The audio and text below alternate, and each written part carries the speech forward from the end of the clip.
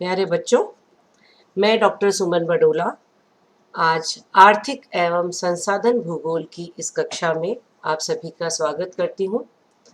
जैसा कि आप सभी को विदित है, आप द्वितीय वर्ष के विद्यार्थियों के लिए यह पेपर सेकंड, इस सेकंड पेपर में हम ये जानेंगे कि आर्थिक एवं संसाधन भूगोल का प्रारंभिक परिचय क्या है।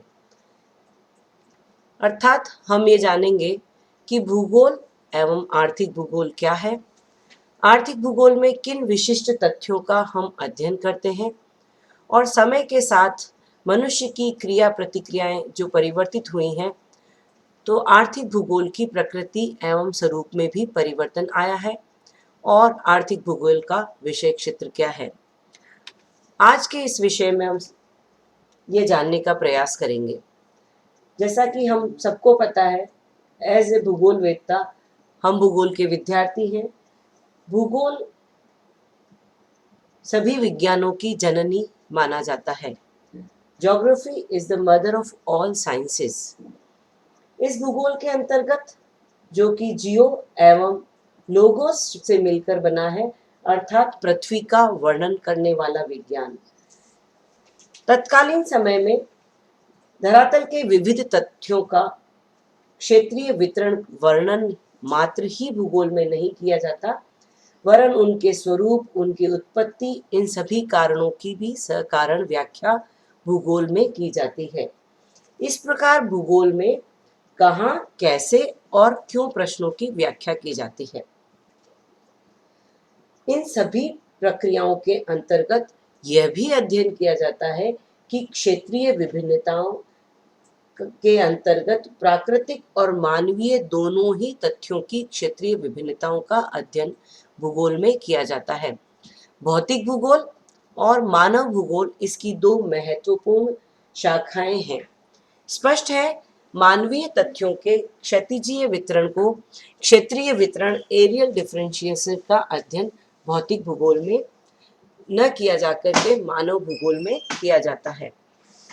प्रकृति के साथ मनुष्य विभिन्न प्रकार से संघर्ष करता है और उनके साथ समायोजन करते हुए एक आर्थिक भूदृश्य का निर्माण करता है। यही आर्थिक भूदृश्य आर्थिक भूगोल के अंतर्गत हम विभिन्न प्रकार से इसका अध्ययन करते हैं।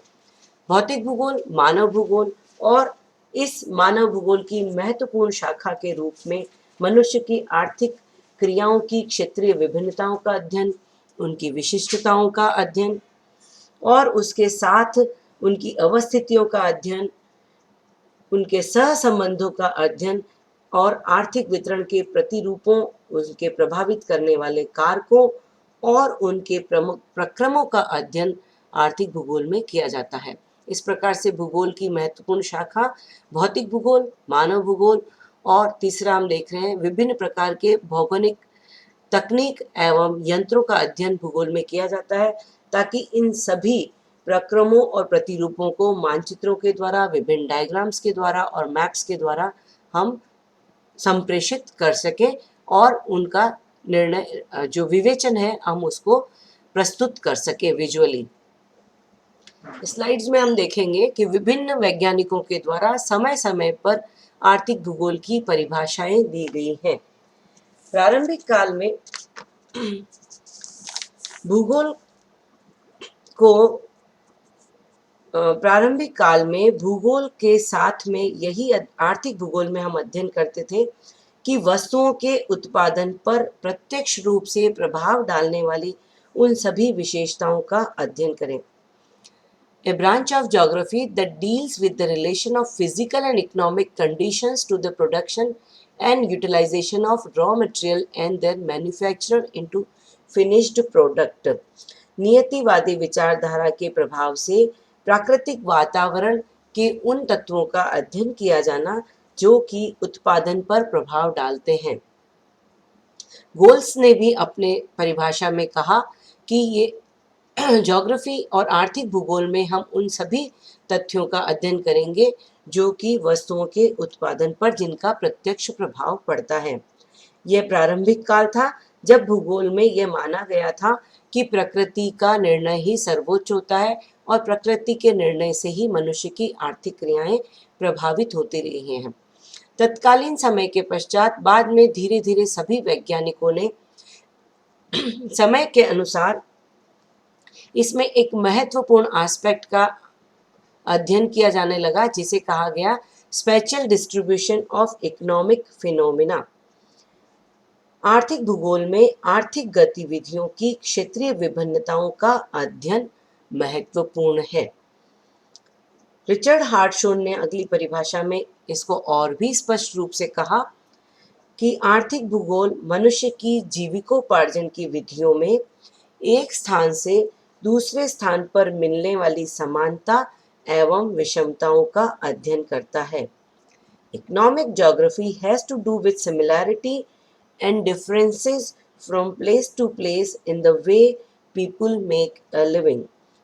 अर्थात इन प्रादेशिक विषमताओं का अध्ययन करना, उनकी समानताओं का अध्ययन करना ही आर्थिक भूगोल की विषय वस्तु है, जिसे आगे चल कर के हार्टशोन और अलेक्जेंडर ने भी स्पष्ट करने का प्रयास किया है। जैसा कि हम देख रहे हैं, economic geography is the study of spatial variation on the earth surface of activities related to producing, exchanging and consuming goods and services।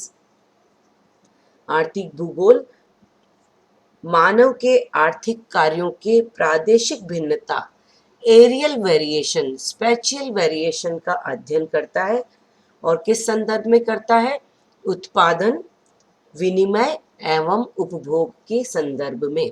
इन आर्थिक क्रियाओं में उत्पादन से तात्पर्य मनुष्य की प्राथमिक क्रियाएं, जैसे कि कृषि, पशुचारण, वानिकी। द्वितीय क्रियाएं कृषि, पशुपालन, उद्योग धंधे। तृतीय क्रियाओं में व्यापार, परिवहन, संचार। चतुर्थक और पंचमक क्रियाओं से संदर्भ में। इसी प्रकार विनिमय के अंतर्गत परिवहन, दूरसंचार के साधन, विचारों का आदान प्रदान। उपभोग के संदर्भ में मनुष्य द्वारा आवश्यकताओं की पूर्ति हेतु जितना भी क्रिया प्रतिक्रियाएं की जाती हैं, इन सब का अध्ययन आर्थिक भूगोल के अंतर्गत किया जाता है। इस प्रकार अलेक्जेंडर ने माना कि आर्थिक भूगोल में आर्थिक क्रियाओं की स्थानीय, राष्ट्रीय एवं विश्व स्तर पर अवस्थिति का विवेचन किया जाता है। तत्पश्चात